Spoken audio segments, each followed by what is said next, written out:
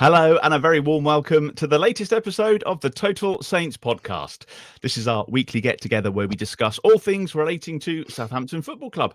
Now, we're live streaming our podcast on Facebook, YouTube, Twitter, and Twitch. So if you're watching along and it's Sunday evening, you can leave your comments and questions as we go.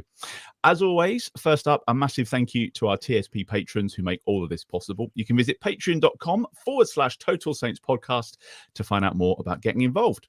Coming up this week on the pod, a win in the FA Cup fourth round against Blackpool at St Mary's. A few different faces in the starting 11 as well. So plenty to discuss with our panel tonight.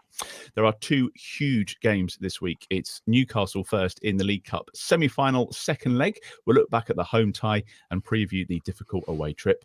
And after the distractions of the Cup, it's back to Premier League action this weekend with a visit to inform Brentford. I'll get everyone's thoughts on that game. And finally, with 2 days left of the transfer window, who will this mystery 20-goal-a-season striker be? Maybe we'll find out later. My name's Martin Starke, and I'm joined this week by Steve Grant, who's the owner of SaintsWeb. Glen Cour is the writer of the blog League One -10, and Alfie House is the Southern Daily Echo Southampton reporter. All underpinned by our TSP patrons, and with the greatest of respect, this is episode 219 of the Total Saints podcast. Now, the last time we beat Blackpool in the FA Cup fourth round was back in 1976, and we all know what happened after that. So, Glenn, another win in the Cup, but it was quite hard to watch, wasn't it? Nah, it was an awesome performance. No, it was... first half wasn't too bad. It was quite a slow-paced game. I think Blackpool were sort of happy for us to have the ball in the first half, and we're not used to that, obviously. So it was a little bit... it was just a little bit slow. We scored the goal from the free kick, courtesy of the wall jumping out the way, which I didn't realise at the time. You learn that when you first start playing football. You stand there, and if the ball hits you, it hits you. So I quite liked Mick McCarthy's kind of comical response to the fact that one of his players jumped out of the way. So 1-0 up half time, but I thought we controlled it pretty well. And then at half time, we seemed to make some changes in midfield, and Elyounoussi and Aribo seemed to push forward, and as a result we just lost control in midfield. Scored the second, probably a little bit against the run of play. It was just a good little bit of play between Perro and Sekou Mara, and once they got back to 2-1 through our usual all stand and watch defending, it kind of went to bits a little bit, and we didn't really do anything to wrestle back control of that midfield. Kept giving the ball away, and in the end, though Blackpool didn't really have a chance when it was 2-1, we had to survive the corners with the goalkeeper up in the last sort of couple of minutes, and so it was a bit edgy at the end, and we could have ended up with a replay that no one wanted. But I guess the bottom line is it's a cup game. We've played, we've rested a load of players. We've got over the line, and Nathan Jones managed to say something dumb in the interview again, just for a change. So all in all, I guess the end justified the means just about. Yeah, Steve, the first team aren't exactly flying or gelling. So were we surprised that with the changes, it took a while to gel yesterday, and we didn't see a convincing win?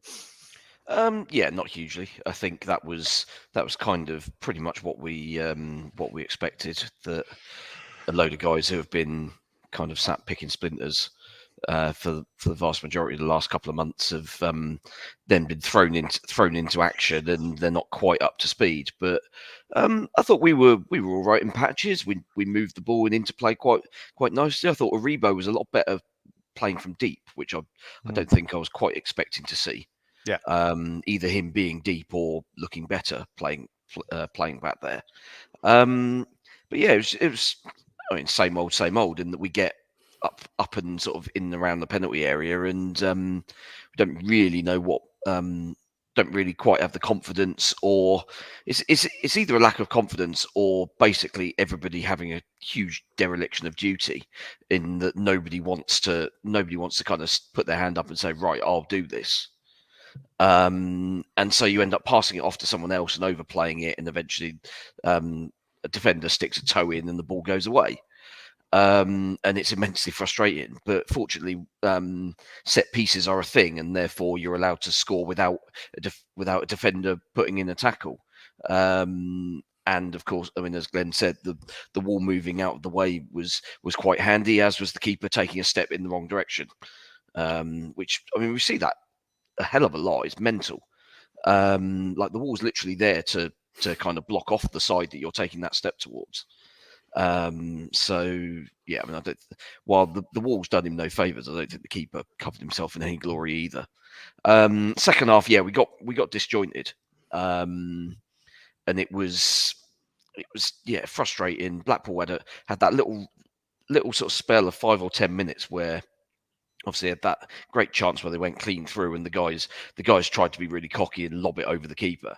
And Caballero's pulled off a good save, and then he had a great game, I thought. And then he was good. His kicking was a little bit ropey, but other than that, used to that.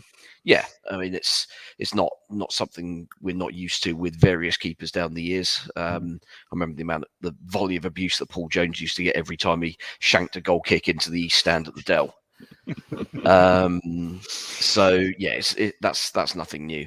But yeah, it was frustrating. Walcott obviously had that chance towards the end to make it safe. Where, I mean, I guess the sort of as the end ended with the ball landing on the roof of the net and not in the back of the net, you kind of say, well, he probably should have passed it. But I think he was probably within his rights to take a shot from there. But yeah, as Glenn said, they didn't. I don't remember Caballero having a proper save to make after they got one back. So yeah, I think we were, a little bit harem-scarum in terms of numbers in the penalty area. I think we kind of dealt with it okay. I mean, Blackpool aren't great, are they, as their league position suggests? So no. I think even though we're obviously bottom of the league, there is still a huge gulf between the divisions.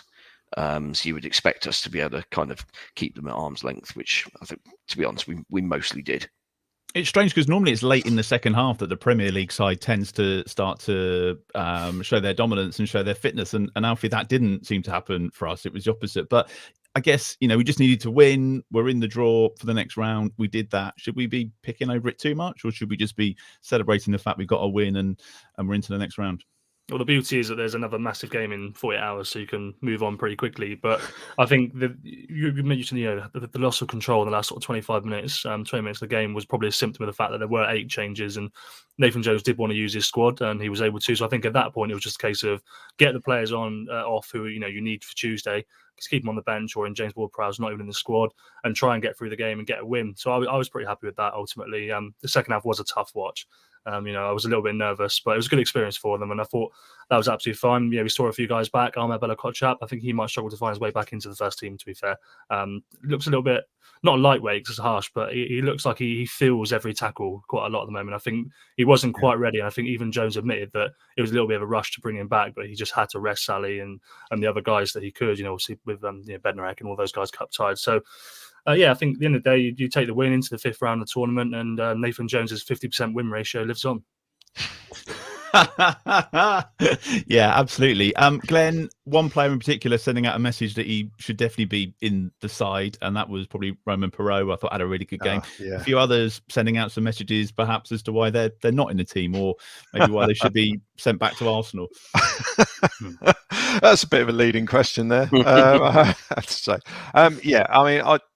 I don't quite understand why Roman Perot has found himself out of the team anyway, because he's our only sort of natural left back.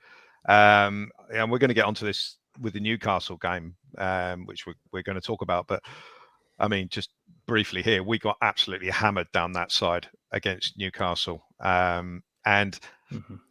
You can look at virtually every incident in that game and wonder, would it have been different if we'd have had a proper left back, including the winning goal? But I think Perot had a point to prove, and he, which is what you want to see from players who are playing for the first time in 3 or 4 games or whatever. And he's always been the player that's got stuck in and always given 100%. Sometimes he seems to get a bit lost positionally in the course of games, but he stood out. And what more can you do in a team that doesn't score any goals? To score goals from fullback or be a threat. Okay, one's a free kick, but that second goal was pretty good to continue his run, and he started the move and finished it. So that's great, and for nothing else if nothing else to have him in the team offering some sort of threat going forward is what's needed. So hopefully he's fit enough to be considered, and I hope he plays on Tuesday. I doubt it.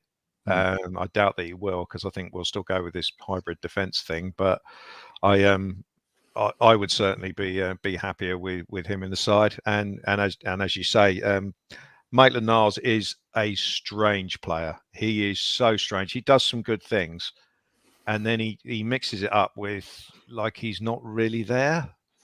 Like the game's just passing him by. Sometimes he just looks like, this is all too much effort for me. Very, very strange player. It's one of the mysteries to me of modern football that he's still under contract at Arsenal for another year and a half. When you consider where they are as a club, it's a strange one. So I can't see him getting sort of like near the team. I think the signing of the new lad from Luton that pushes him further down in that position, and I can't see him getting in midfield because Diallo's been playing slightly better as well. So others, Sekou Maro, I thought was frustrating. He doesn't get on the ball enough for me. He just seems to, the game passes him by. And my mate Elianusi, every time he tries to pass the ball forward, he just gives the ball away, and I just find that incredibly frustrating. He's good at recycling it, passing it sideways, keeping hold of the ball that way. But as soon as he tries to do anything creative, it just doesn't happen. And I agree with what Steve said about Aribo. I thought Aribo was pretty good in the first half, playing deeper. But as soon as he went further forward, he just wasn't getting on the ball, and he wasn't really sort of like. Looked to me like he kind of got a bit despondent, and like he stopped sort of demanding the ball. In that first half, he was really trying to get on the ball as many times as possible. I was in the Kingsland, so in the first half he was kind of playing sort of on the left-hand side, and you could hear him talking to Orsic all the time and making sure he got the ball back from him and all that sort of stuff. But in the second half, he kind of got lost. So I think, with the exception of Perot, I don't think any of the fringe players really put their hand up to play. But I thought Lavia had a decent game in the main, and Lianco played well at the back. I thought he was very, very solid, and it was usually him who popped up to clear whatever danger there was. So there were some decent performances out there, but apart from Perot, I don't think Nathan Jones will have learnt anything new. Alfie, I was going to ask you about Orsic because obviously Nathan Jones came out afterwards and said actually we need a bit more from him. I can't remember what the exact phrase was, but he was kind of saying he needs to adapt a bit more to the Premier League. Yeah, I just asked him what did he make of his first few appearances. I guess you can't really tell too much about a player this early on, but they bought him to have an immediate impact, so you'd want him to do that, wouldn't you? And he's obviously, he trusts him. He thinks he's a good player because his first start was in Newcastle, and the biggest game of the month, I suppose, depending on how you look at the Premier League. I don't think he'll start again on Tuesday now. I think probably the fact he's played another, 67 on the weekend means he probably won't. But yeah, he just said that he needs to offer a bit more, but he's confident. It was the answer he had to give, really. He said that he'll get there and all this kinds of stuff, and you just have to hope that comes in a few weeks rather than months. Will's watching on YouTube tonight. He says Mara should be starting in the league, and Tom says Maitland-Niles not good enough. So lazy, the man doesn't want to run. Steve, I think Maitland-Niles, just before we move on to the Newcastle game, kind of divided opinion because there are a few people I spoke to yesterday said actually he was all right. He did okay. So he's one of those players that are a bit Marmite at the moment. Yeah, and I think we're always. I think most of us are probably guilty of this. Once you've kind of made your mind up on a certain player, then you're always looking for. Sorry, Glen.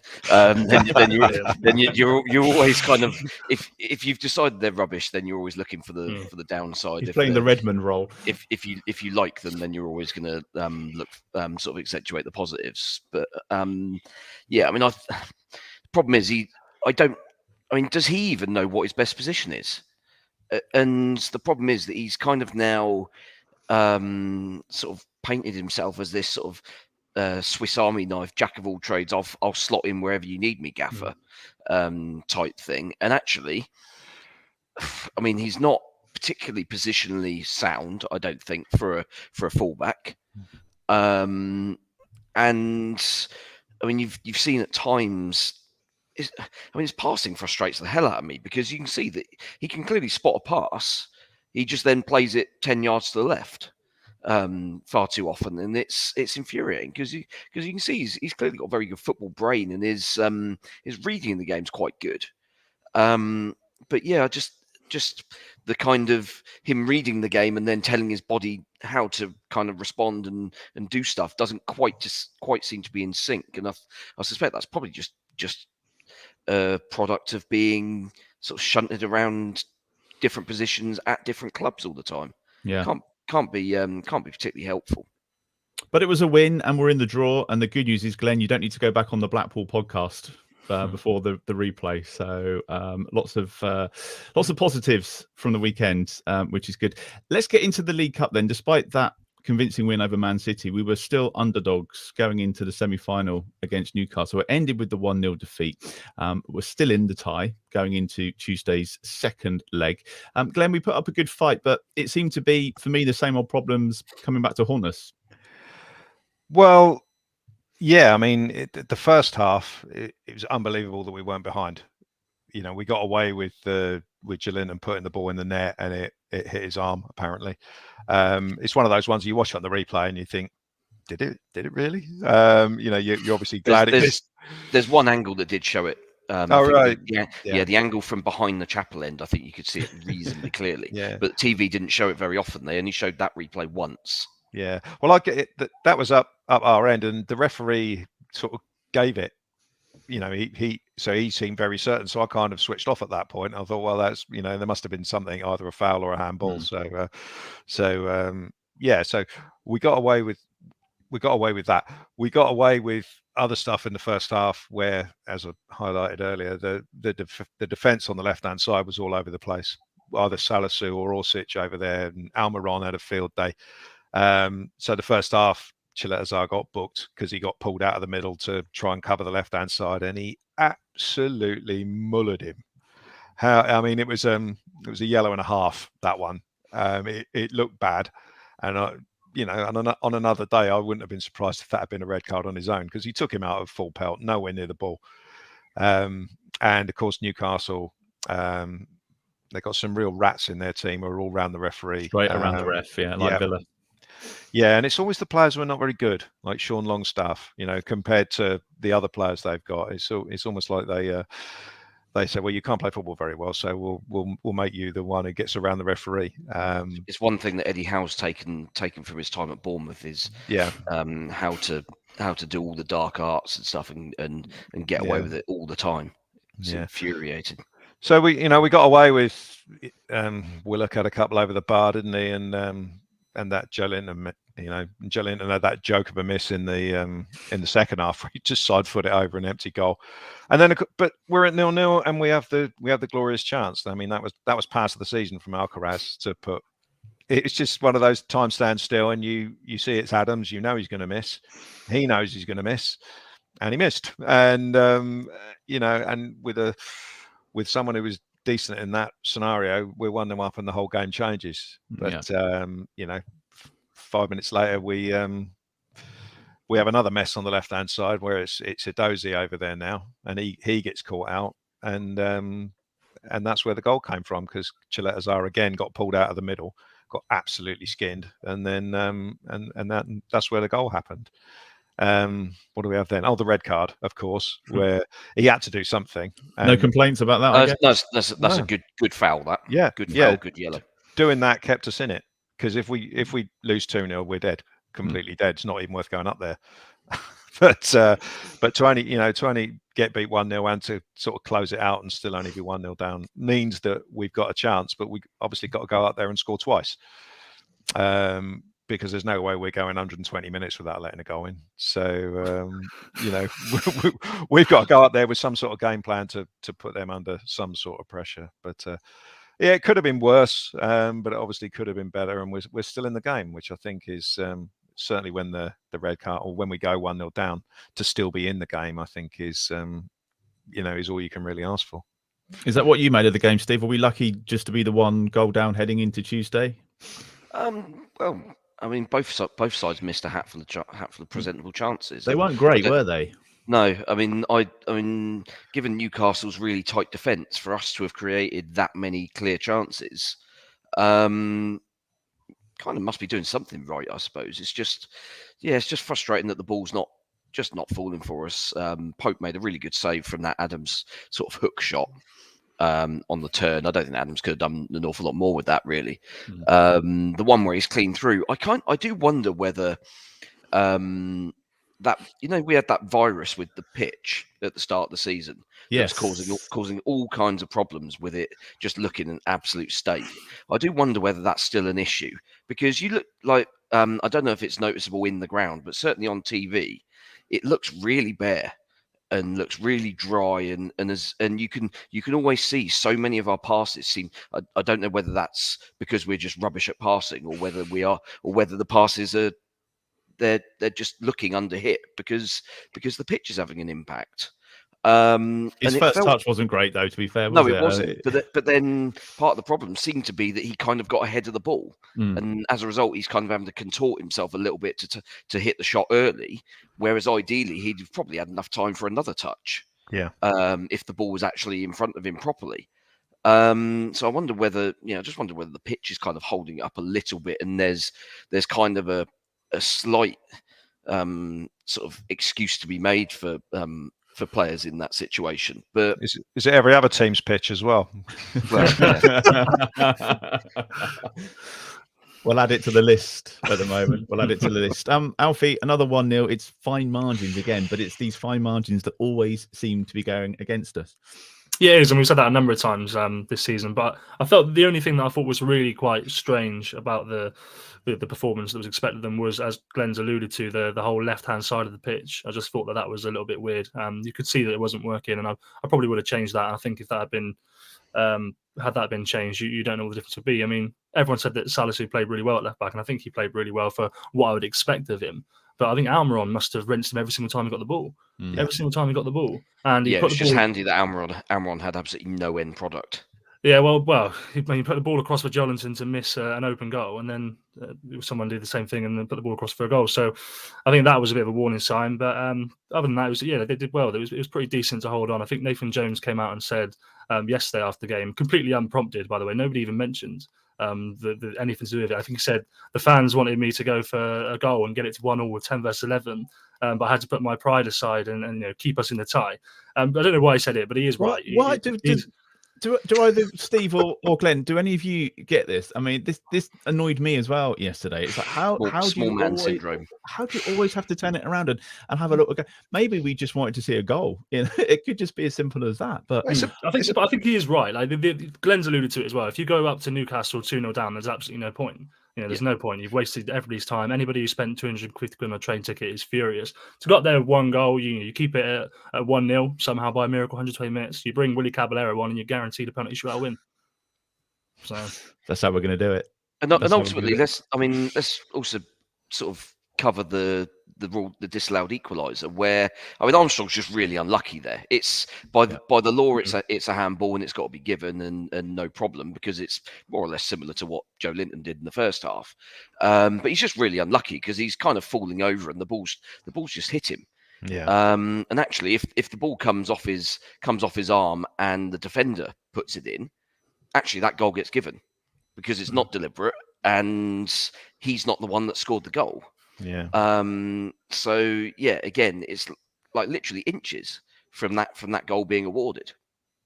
Well, so if he doesn't play an air shot in the first place, we don't have to worry about it. True. Yeah, and that was the frustrating thing for me because again that happened in a blur, again right in front of me, and I had the right glasses on this time, and I couldn't see a handball in real time at all. I just thought it was an own goal. I just thought it was Dan Byrne, I think it was, ended up on the deck, and because one of our players ran past and sort of rubbed his head which was a sort of lovely condescending thing to do, and then it gets disallowed. So yeah, at the time it was frustrating, but when I saw it later, you kind of, at the end of the day, it's his hand that's put the ball in the net, even though he totally didn't mean it. So it is unlucky, but I having seen it, I can see why it got disallowed. But how have we had 2 of those goals this season? How has that happened twice? Che Adams and Adam Armstrong both handing it into the back The of the air net. shots and then punching it in. Yeah. What That's a could have shame, been. isn't it? I want to talk about the positives. One of the highlights for me was the Newcastle fan wasting his flair on that first goal, which got ruled out for VAR. Then he didn't have another one when they actually scored. Glenn, do you want to go with Alcaraz? Because I thought he looked really good, actually. Yeah. I thought new signings that can come in and add something to the team straight away. Of the 2 that started, he looked brilliant to me. Yeah, he's definitely got something about him, hasn't he? What I liked about him is that he was always looking to go forward.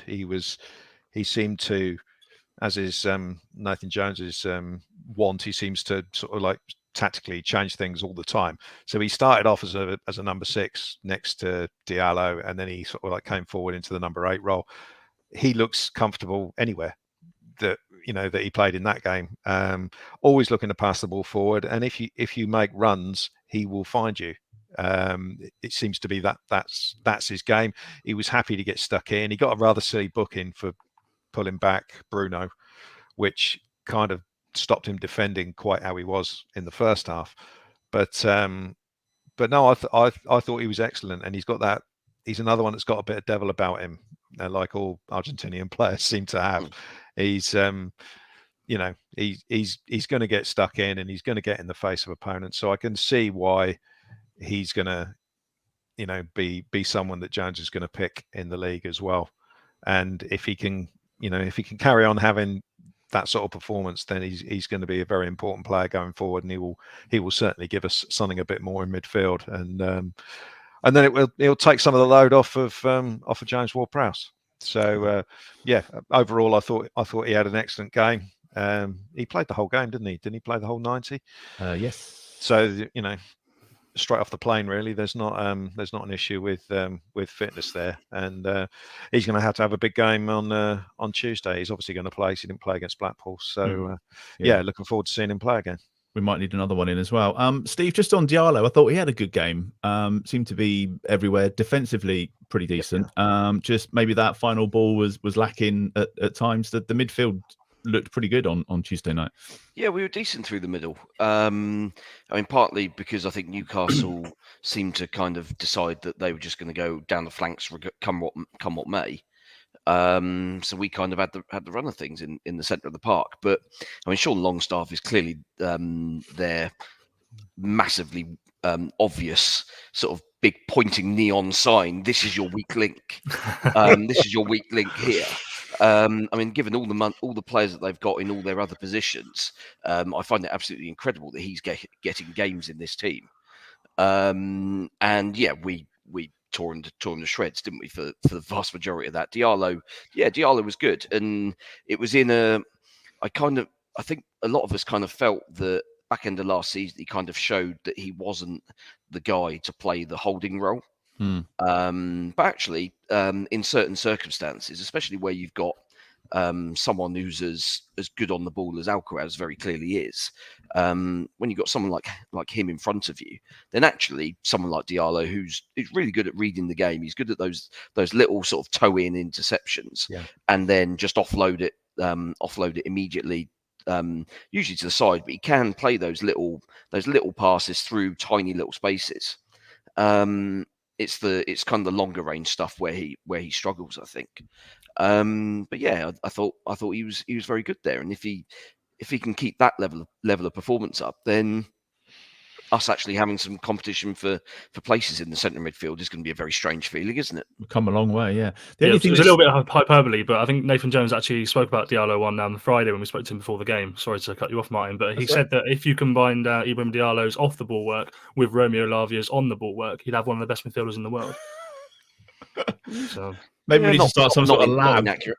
Like the Rocky Horror Show.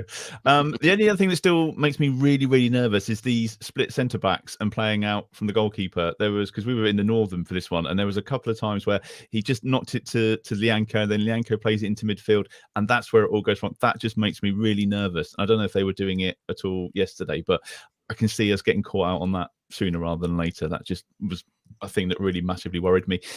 Alfie, can we turn it around? We've got to score 2 goals against the best keeper in the league. How do we do it? Well, I learned after the game that was Nick Pope's 10th consecutive clean sheet, wasn't it? Best keeper in the land, isn't he? It's just ridiculous. Yeah, well, Nathan Jones. Last player to score against him was Romain Perraud, wasn't it? Well, there you go then. Yeah. So the key is there, isn't it? That's as simple as that. 2-1. Happy days. I don't know if they can do it, to be honest with you, but I think there is no expectation to do so, is there? Really, you just have to hope that. I think Nathan said that you hope for special things to happen. He cited that he was 2-0 down in a playoff semi-final with Yeovil like 20 years ago, and they end up winning 5-2. And you want something special like that to happen again. So, look, we go there with hope. It'll be a good game, and fingers crossed. Yeah, fingers crossed. There's a bigger game, arguably, on Saturday in the league, and that's a question that I've seen a lot of people asking. Glenn, is Tuesday night bigger than Saturday, or would you rather take the win on Saturday and get the 3 points? There's 5 days, isn't there, between the so I'm a great believer in playing the game that's in front of you. I mean, it's obvious that the Blackpool game was the one to rest the players in. That's obvious, but this is huge. This Newcastle game. Not more so now because of the way they reacted when Chileta got sent off. And I've got this ideal scenario in my head where Chileta scores a header in the 95th minute for us to win 2-0, and he just stand in front of the whole bench. Sorry, I appreciate that doesn't really translate if you're listening to the podcast. But we're all doing the wave. I was doing the Jacob Murphy. Little boy, I genuinely forgot he was a thing. Yeah. I had no idea he played for them. Yeah, but it's like I said about Sean Longstaff getting in the referee's face. You take the rubbish player, and he thinks he's the big man, and so yeah. To quote Kevin Keegan, I would love it if we beat them. It would be fantastic because there is a narrative in the media that somehow Newcastle were this destined to win a trophy this year and everything, and everyone seems to have forgotten about the Saudi Arabia thing. So they've all booked their hotel rooms, haven't they, for the final and sorting out how they're going to get down. I really hope we win, and all of those hotel rooms are non-refundable. Yeah, it'd be great. That's the ideal scenario for Tuesday. So I'd love we got a puncher's chance going up there, but we have to throw some punches. So hopefully we can go out there and give it a good go. Okay. Back to the original question. Yeah, probably can't win it on a Homer Simpson style knockout, can we? So no, I disagree. I think you forget about the Brentford game until after Newcastle's over. But when we go to Brentford, we have to. It's a similar game in lots of ways. You're playing against a big physical side who, if you don't stand up to them, are going to run all over you. And that's what happened when we played Brentford last year, where it was probably in a crowded field the worst performance of the season, and we were awful. And of course, everyone knows that's the one where the away fans en masse first turned on. That was Ralph. A huge turning point, wasn't it, in regards to the manager and. Well, it was kind. I think it was. Yeah, it was kind of the straw. It had been building, hadn't it? Yeah, it was. So no, I think Brentford is a very very difficult game. They're very set up in their system. They got an excellent manager who I hoped we were going to appoint, but we didn't. So that is a very tough game at Brentford, and again we have to concentrate on that one after this Newcastle one, as far as I'm concerned. Okay, what have you made of Brentford so far this season, Steve? Because we need to preview that game because that's on Saturday. So we're not. Obviously, it was Sport Republic's first game, wasn't it? When we absolutely tonked them at St Mary's, and then contrasting fortunes couldn't be any different when we were last there. So what have you made? Because they seem to be back in form. Yeah, they've got themselves into a position now where they're kind of comfortable in their own skin. I think their issue. This more or less this time. Well, what was it? Early January last year, when we absolutely smashed them, was they were on that bad run of form and just didn't seem to really have any confidence in the way they were playing anymore. The keeper was out injured, so they had a backup in who wasn't as good at playing the system as David Raya is. And the defence was giving away silly goals. I mean, now you've got Pontus Jansson doesn't get in that team anymore.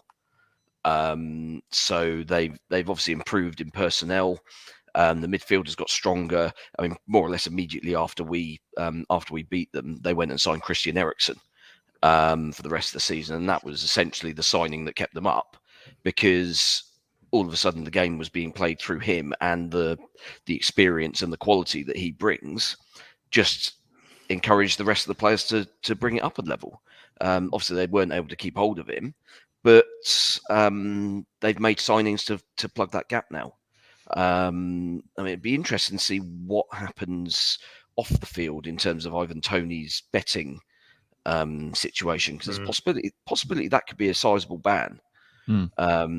If he's sort of found guilty on all counts and stuff, given that Joey Barton was banned for 18 months for about 3 times the number of bets. So, and he's a top scorer, isn't he? Is it 13 goals this season? Yes, so. Yeah. I mean, without him, they don't look the same team. And Bremo's a good player, but he's a good player alongside Toney. I don't think Mbeumo's quite the sort of player you want playing that role, the sort of target man role. Because I mean, let's be fair with Brentford, they're a direct team. They do get, as well as being able to play, they're absolutely more than happy to pump the ball long to Toney and let the ball stick and play off around him. So you've got to be sort of willing to play that battle, as well as the sort of neat and tidy stuff through the centre and midfield that they play. So yeah, it's kind of a 2-pronged system that they play. So we've got to get to grips with that, which we absolutely didn't do. There in when was that, early May, wasn't it? Yeah. So do you think, Alfie, we're going to end up with the tallest defenders get picked, and that's how it goes? Because he's obviously talked about, I know he said after Tuesday night, he said, for example, we're getting better defensively, but we're going to have to be a hell of a lot better if we're going to Brentford and hoping to get something out of that game. Yeah, and I think he actually mentioned that James Bree I've seen James Bree reported as like 5'7", 5'8". Apparently 6'1".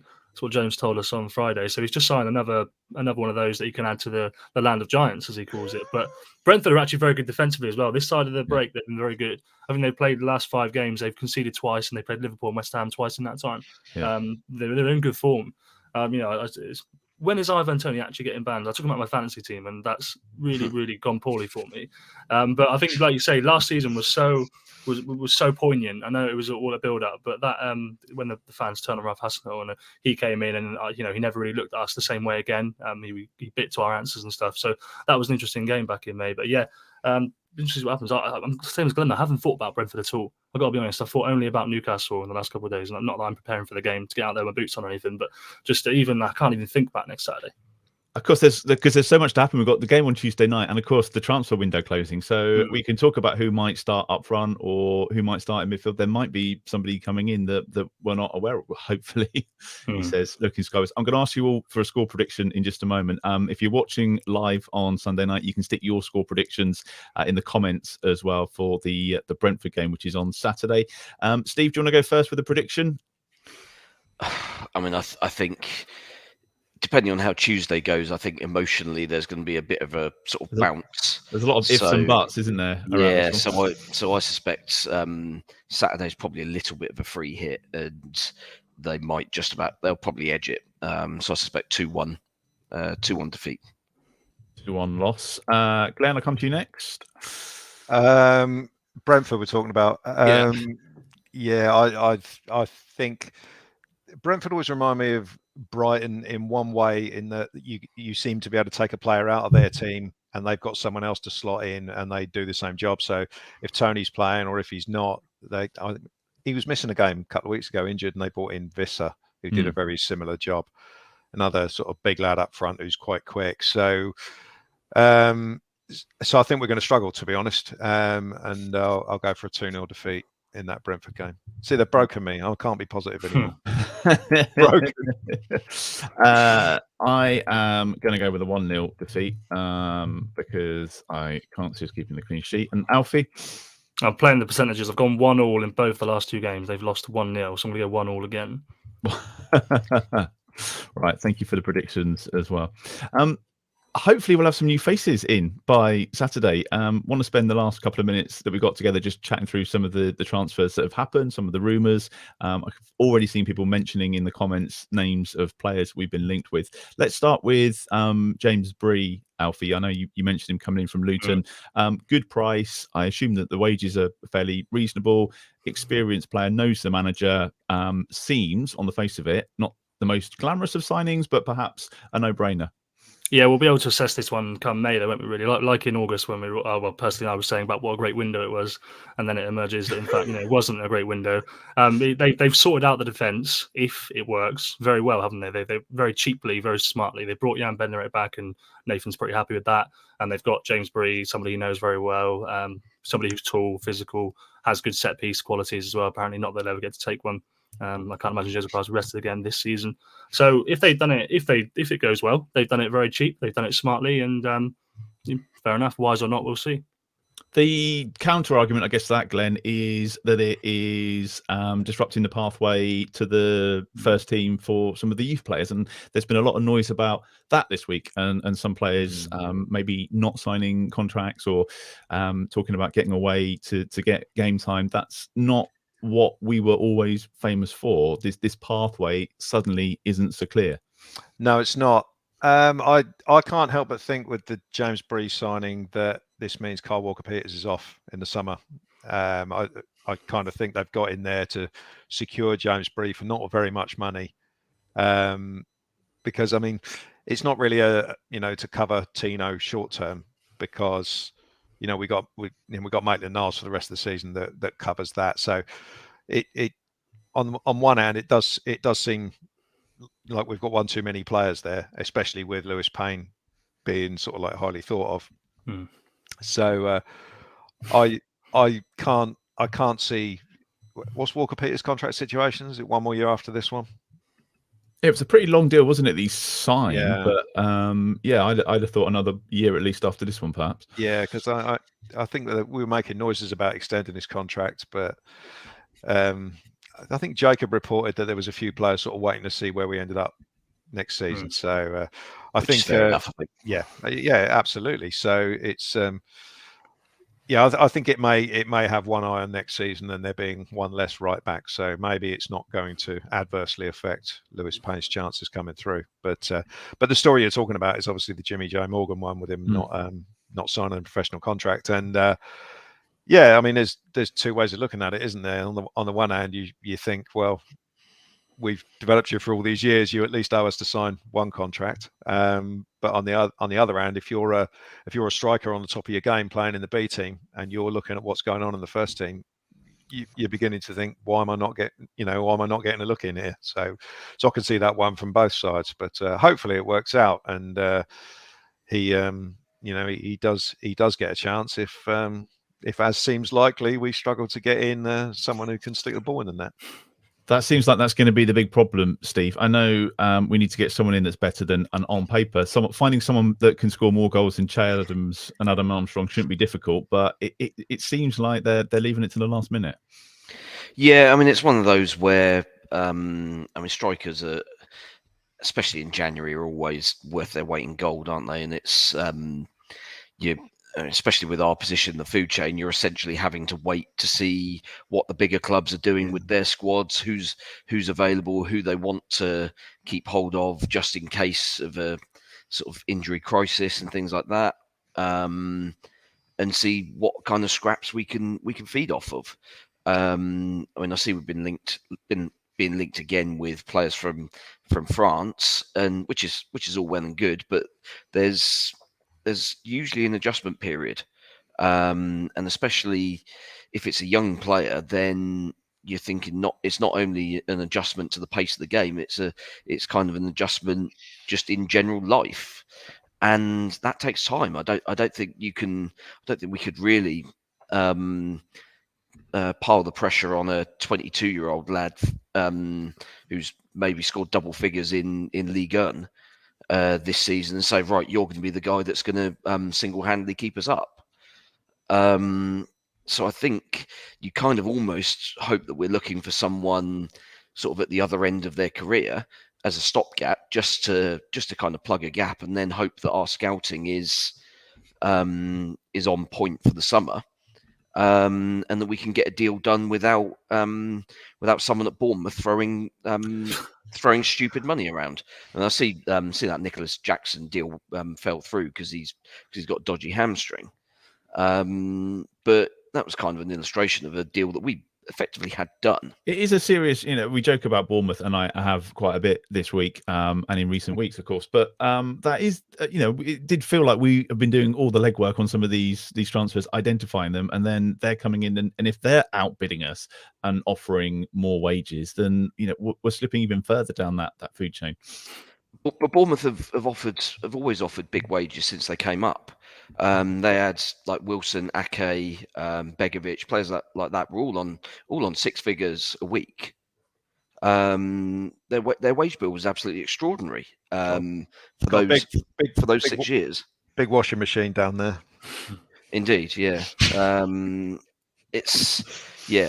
how they can possibly justify that outlay. I mean, with a new owner coming in, there are ways around it and stuff. But it's all a little bit strange, a little bit eye-opening, I think, for those interested in the sort of murkier and financial side of things. Do you enjoy the next couple of days, Alfie, or is it a bit of a nightmare for you? Mark, for example, has mentioned the Lucas Moura thing again from Spurs. That one seems to come around every transfer window, and I know you have to investigate these and you have to look into them. So is it exciting for you as a journalist, or are you just pleased when that window closes and you can just relax for a little bit? Yeah, the August one was exciting, to be fair, wasn't it? I think they were doing a lot of things, and we knew there was going to be sort of 3 or 4 at least on deadline day. You were hoping for that 5th, which would have been forward, but obviously never happened. It's made more difficult this year, obviously, by the fact we've got to go to Newcastle on a Tuesday, so we're travelling up tomorrow. I can't wait personally for the window to shut. I think it's just too much. Just constantly on the timeline, just exploding with various names who 1 minute ago you hadn't heard of, but all of a sudden they're the best forwards who've ever kicked the ball, and it's like, well, I've now got to spend the next hour of my life looking after it. But I just hope they get something done. It's a lot better when they do things. So if they can get the forward in, everyone will be happy. We'll be buzzing. But if they end up with somebody who who they're not happy with, then it won't be as fun. And let's, Glenn, assume that we don't get anybody in. Are we confident that we've got enough and that he can turn it around? I'm not, but we are where we are. As Steve said, we just got to hope someone falls into our laps. Really, with it's going to be Tuesday night while the game's going on, so Tuesday night. Obviously, we're going to beat Newcastle, and then we're going to sign a centre forward at 1 minute to 11, and the world's going to be a better place. And get a decent draw in the FA Cup, and then we're all happy going into the weekend. And I said all that with a straight face. How about that? So, I mean, I'm not overhyped with the thought of signing another young winger from France. Not least because Nathan Jones doesn't really like wingers. Yeah, he wants to make them. He wants them to be sort of tall and aggressive. Yeah, but he wants he wants them to be able to double as fullbacks as well, and he's done it with Orsic and he's done it with Edozie. So I don't really know why we're looking at another winger. That's not going to cheaper. That's not going to possibly, but it's not going to free up someone else to play centre forward. I mean, the one thing I will say about this is that Che Adams is still our best striker by a long way. I mean, even in the 20 minutes he played in the Newcastle game, he had 2 chances and set up another chance by winning a header, sort of thing. So we're just going to have to, if we don't sign anyone, we're just going to have to go with him and just hope that he gets a bit of confidence about his finishing. Just has one of those little runs that he has. Yeah, but I can make it slightly longer this time. Make it 10 games rather than 2. Yeah, I mean, we got to ask ourselves as supporters: would you rather sign anyone? Like you could sign someone from the Championship. I mean, we got linked with that Victor Gyökeres at Coventry for a while, and if you were signing him at the start of the season, you'd think, okay, that's the sort of player that maybe we'll see how he gets on, like we did with Adam Armstrong and Che, and he'll either work or he won't. Would you be happy with signing someone like that at this moment in time? At least he's played in the English game and he presumably speaks English, so there won't be a sort of that sort of adjustment.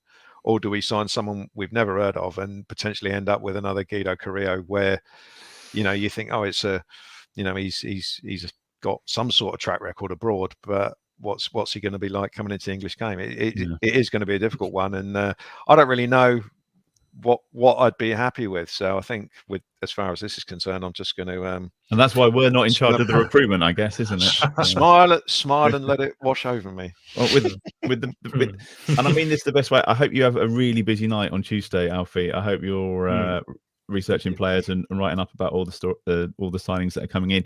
Whatever happens or doesn't happen, of course, we'll be back next Sunday night to discuss everything. Don't forget, you can follow Total Saints Podcast on Facebook and Twitter. You can get in touch with us there. It's at Total Saints Pod. The website is totalsaints.co.uk. There's a link on there to our online shop as well. And of course, as I mentioned at the start, we're on Patreon. That's where you can support the podcast with a monthly contribution. It's patreon.com/Total Saints Podcast. That's where you'll find us on there. Some different tiers ranging from £5 to £20 a month, and each one comes with different perks, including some weekly shout outs at the end of the pod for those in our Francis Benali and our Mick Shannon tier. So thank you to Dave Melton, Mark Atkins, and Matt Hall in the Franny Benali tier, and also to Colt Baker, Dave Ernsberger, Ed Busy, Nick Higston, Phil Cook, Matt Rose, and Nick Reed, who are all in our Mick Shannon tier. Thank you, Steve. Thank you, Glenn. Thank you, Alfie. Enjoy your trip to Newcastle on Tuesday. Safe trip to everyone who might be going up there, and we'll be back next weekend. We'll see you then.